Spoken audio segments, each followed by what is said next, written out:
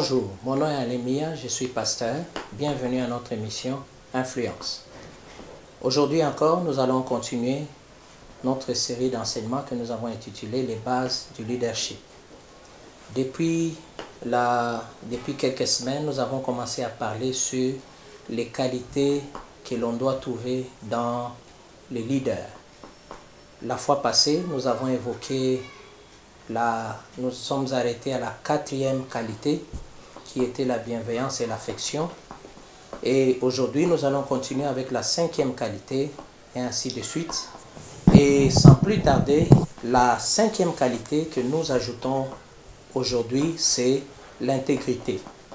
Lorsqu'on parle de l'intégrité, c'est un grand mot qui est connu de plusieurs, mais lorsqu'il est question d'intégrité, cela veut dire que les gens doivent être capables de croire le leader.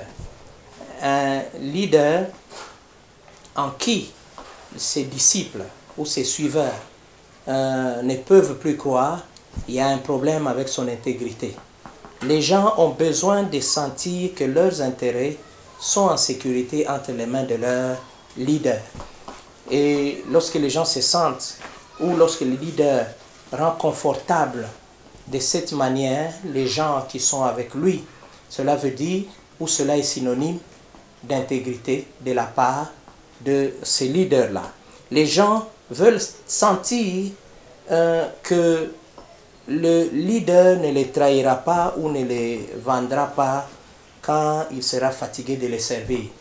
Parce qu'il ne faut pas donner l'impression, par vos attitudes, par votre manière d'être, que, une fois que vous cesserez de les servir, vous allez les vendre. Ça veut dire que même certaines choses que les gens, que vous avez eu à faire, les certaines choses que les gens ont eu à vous dire, vous allez aller les divulguer. Même certaines choses que les gens eux-mêmes ont eu à commettre comme dégâts, vous allez aller les mettre sur la place publique.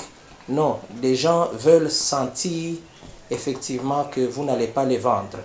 L'intégrité est synonyme aussi du côté des gens, ils veulent être confiants que vous n'allez pas les offenser.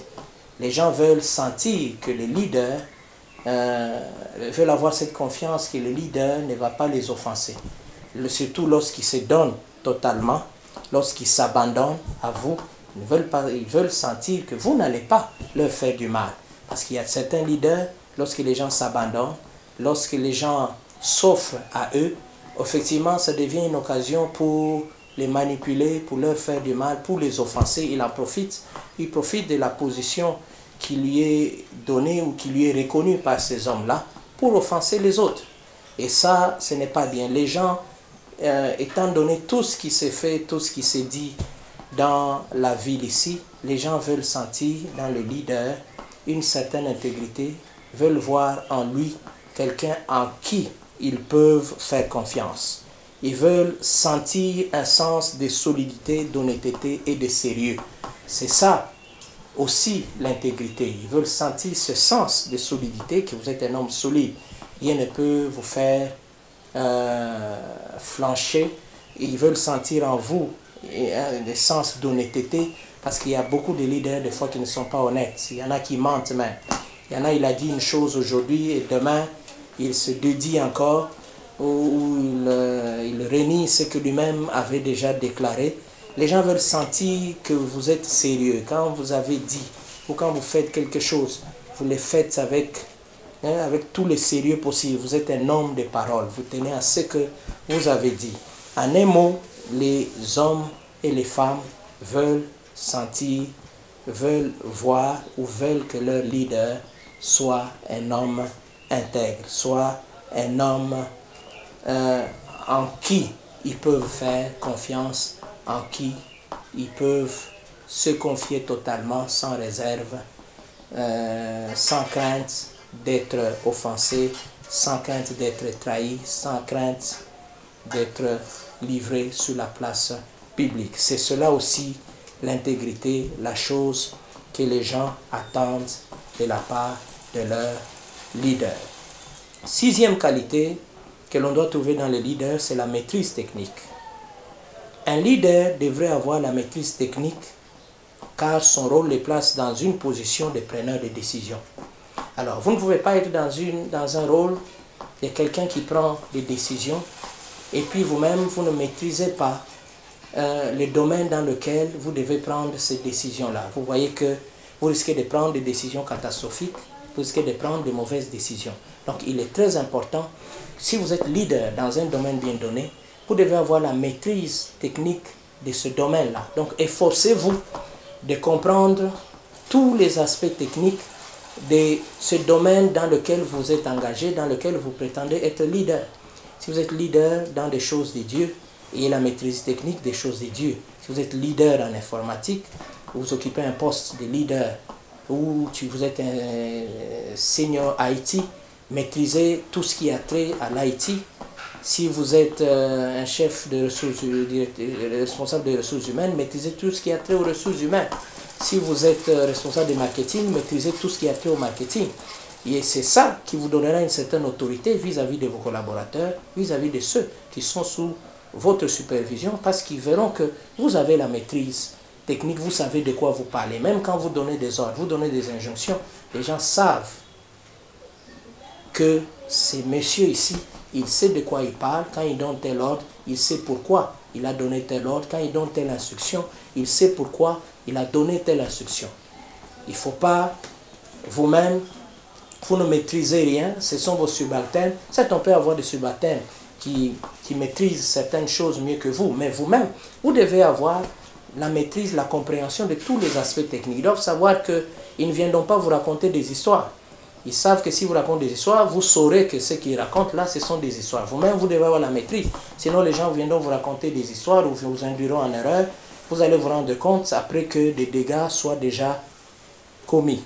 Alors, il y a une question que doit toujours se poser chaque leader qui est à la tête d'un groupe, d'une organisation. C'est la question de savoir, sais-je assez de techniques de cette entreprise ou de cette organisation, de cette structure, au point de gagner la confiance de mes disciples ou de mes collaborateurs et de réaliser nos objectifs communs. Ça, c'est une question que tout leader, tout responsable, tout celui dans une position de dirigeant doit toujours se poser. Je la reprends. Sais-je assez de techniques de cette entreprise, de cette organisation, de cette structure, de cette église, au point de gagner la confiance de mes disciples et de réaliser nos objectifs communs? Ça, c'est la question qui doit tarauder à tout moment celui qui est le leader. Si vous constatez que votre réponse à cette question est non, mettez-vous au travail, mettez-vous à apprendre, mettez-vous, allez, faites les cours, allez dans plusieurs formations, allez dans plusieurs ateliers de formation.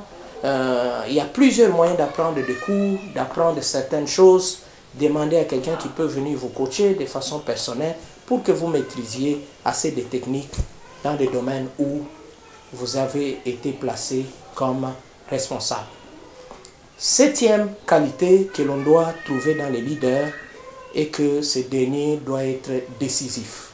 Un leader est quelqu'un qui est décisif. La Bible même dit que votre oui soit oui, que votre non soit non. Il est très important il est très important de savoir prendre des décisions. Si c'est oui, et vous assumez votre oui. Quand c'est non, et vous assumez votre non. C'est ça, être aussi responsable. Quelqu'un a dit, l'indécision est une décision de ne pas décider. L'indécision est une décision de ne pas décider. Même quand vous refusez de décider, sachez que vous avez décidé de ne pas décider. Excusez-moi pour la tautologie, mais c'est en quelque sorte ça.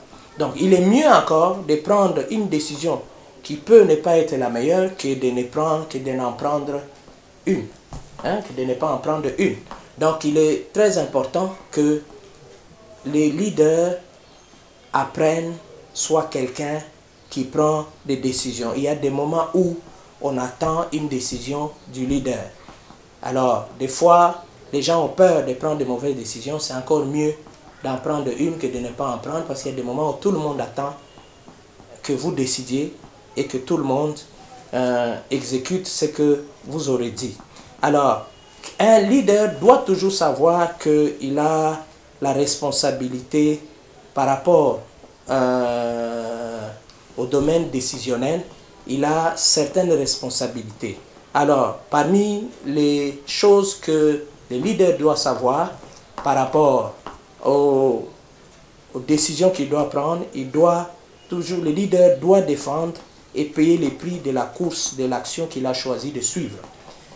Le leader doit défendre et payer les prix de la course de l'action qu'il a choisi de suivre.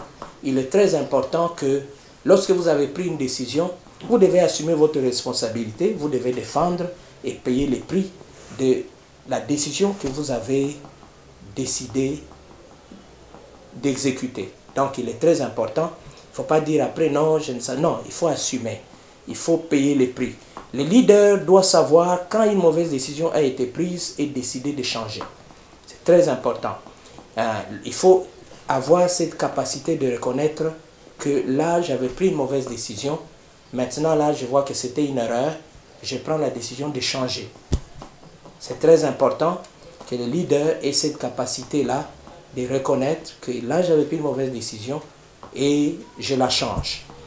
La décision de changer et la communication de la bonne décision aux disciples, aux collaborateurs, ne diminue pas les disciples. Au contraire, cela augmente le respect pour l'honnêteté, l'intégrité et la perspicacité du leader. Donc les gens, quand ils vous voient, reconnaître effectivement que vous aviez pris une mauvaise décision et que maintenant vous changez, vous décidez de communiquer la bonne, cela ne vous diminue pas. Il suffit seulement de dire non, là on avait commis l'erreur, en prenant cette décision, ce n'était pas la bonne, on pensait que c'était la bonne, mais c'est la mauvaise. Cela ne vous diminue en rien devant vos collaborateurs. Au contraire, cela vous grandit devant eux parce qu'ils voient que vous êtes un homme honnête. Et l'honnêteté, c'est une qualité que les gens recherchent dans les leaders. Ils voient que vous êtes un homme intègre. Ils savent que cet homme ici, c'est un homme qui sait reconnaître aussi ses erreurs. Et c'est très important. Theodore Roosevelt a dit ceci: seul l'homme qui ne fait jamais rien ne commet une erreur. Seul l'homme qui ne fait jamais rien ne commet d'erreur. Donc il y aura toujours des erreurs. Les gens commettent toujours des erreurs, mais c'est important. Cela ne veut pas dire qu'il ne faut plus prendre des décisions, mais il faut prendre toujours des décisions. Si on commet des erreurs, il faut revenir, il faut les rectifier, et cela est très important dans le rôle que le leader a à jouer. Alors, nous allons énumérer rapidement aussi quelques autres qualités. Sur ces qualités, il n'y a pas nécessité de commentaires. La 8e qualité, par exemple, c'est l'intelligence. Un leader doit être quelqu'un d'intelligent. Un leader, ce n'est pas un bourrique. Un leader, ça doit être quelqu'un qui est intelligent. Les gens doivent sentir que cet homme ici, il est intelligent. L'homme en qui nous nous confions, l'homme qui nous dirige, c'est un homme qui est intelligent. Si vous êtes un leader et que vous êtes bourrique, les gens n'auront de respect pour vous. Les gens vont faire beaucoup de bruit dans les couloirs au sujet de votre manque d'intelligence. Les gens vont commencer même à se moquer de vous. 9e qualité, c'est l'habileté à transmettre. Le leader doit être quelqu'un qui a développé la capacité de transmettre ce qu'il connaît. Vous ne pouvez pas être un leader et vous ne savez pas transmettre ce que vous avez, ce que vous connaissez. C'est pour ça qu'on parle même des transferts, même des connaissances, des transferts, même des technologies. Il est très important que le leader soit capable de transférer tout ce qu'il connaît, et quel que soit le domaine, vous devez être capable de transmettre ce que vous connaissez. C'est une chose très importante. C'est ainsi que vous allez préparer même la relève. Il n'y a pas de relève sans transfert de connaissances, sans transfert d'informations, sans transfert de technologies. Il est très important que vous soyez capable de transmettre ce que vous connaissez. Sinon, quand vous ne savez pas transmettre, les gens vont mal recevoir même les instructions, parce que vous allez plutôt donner mal les instructions et les gens vont mal exécuter ce que vous avez transmis. Merci beaucoup. Aujourd'hui, nous nous arrêtons là, à la 9e qualité. Prochainement, nous continuerons à partir de la 10e qualité jusqu'à la fin. Merci beaucoup. Que Dieu vous bénisse et à la prochaine.